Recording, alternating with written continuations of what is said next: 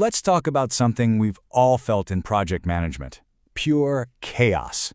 Today, we're going to look at a really powerful tool that can bring order to that chaos.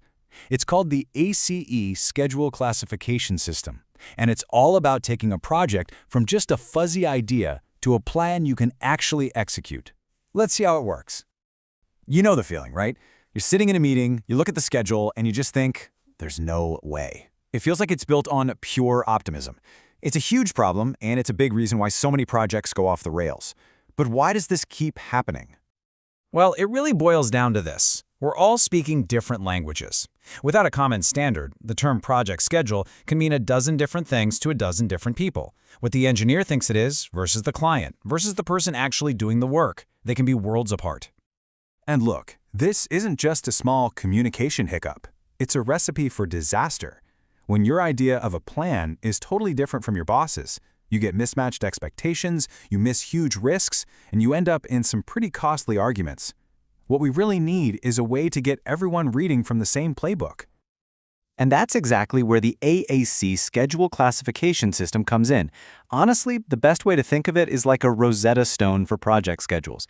It's a universal translator, creating a common language so everyone understands what we mean when we talk about a schedule's quality and how mature it really is.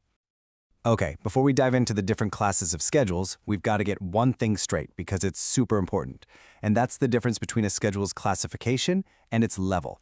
They sound kind of similar, but they're looking at the plan in two totally different ways. Here's the easiest way to break it down. Classification is all about the quality of the info you're working with. It basically answers the question, how much do we actually know right now? Levels, on the other hand, are all about how you present that information. You might have one high-quality, well-defined schedule, but you'll show a one-page summary to an executive and a super detailed work plan to the team on the ground. Same quality, just different levels of detail for different audiences. Now, this is where the system gets really smart. It's not just about scheduling. ACE connects the schedule's maturity directly to how reliable your cost estimate is. And why is that?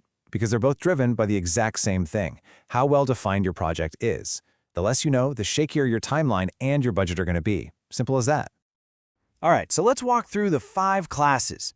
Think of it like a journey. We're going to follow a project as it grows up, from a tiny little idea all the way to a fully baked plan of attack, getting more and more certain with every single step.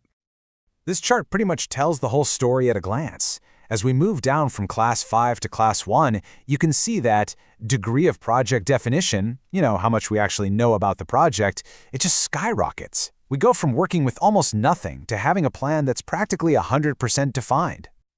So our journey starts right here, at Class 5. This is the very beginning, the what-if stage. It's that first little spark of an idea for a project.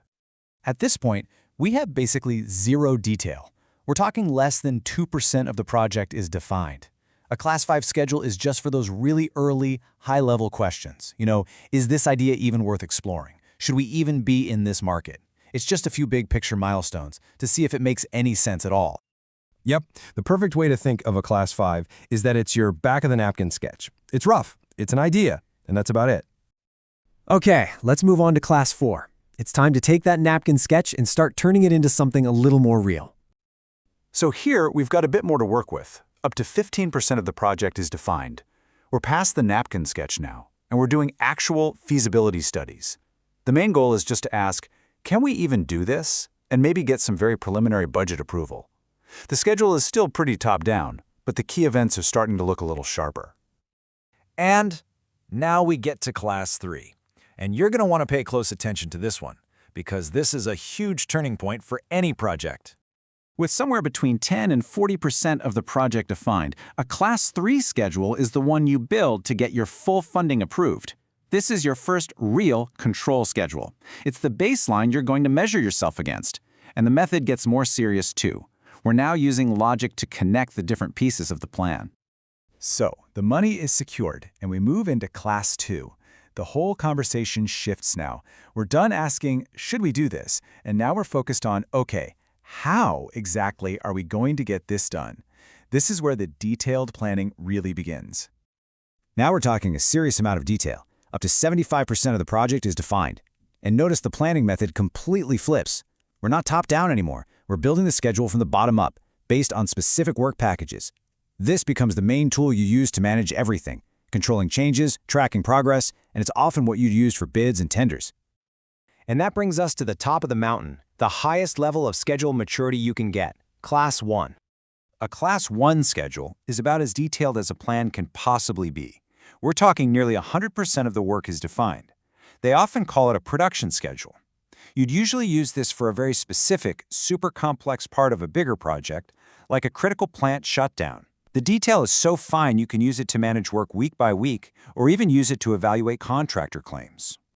So if our Class 5 schedule was that fuzzy, back-of-the-napkin idea, Class 1 is the complete opposite. It's the detailed, day-by-day blueprint for exactly how the work gets done. It's the ultimate action plan. Okay, so we've made the journey from Class 5 all the way to Class 1. Let's bring this all back home. We started out by talking about how everyone on a project is speaking a different language. So how does the system actually fix that? What's the real payoff? Well, the benefits are super practical. First, it gives everyone that common language. When you say, I need a Class 3 schedule for the funding meeting, everybody knows exactly what you mean. A logic-driven plan with 10 to 40% definition. That clarity just kills misunderstanding. And maybe most importantly, it helps you make way better decisions because your expectations are always grounded in the reality of how much you actually know. And that really leaves us with one final thought.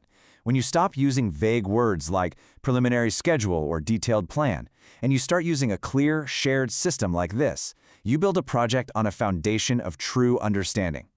So the real question is, how could that kind of shared language transform your next project and turn it from just a hope and a dream into a predictable success?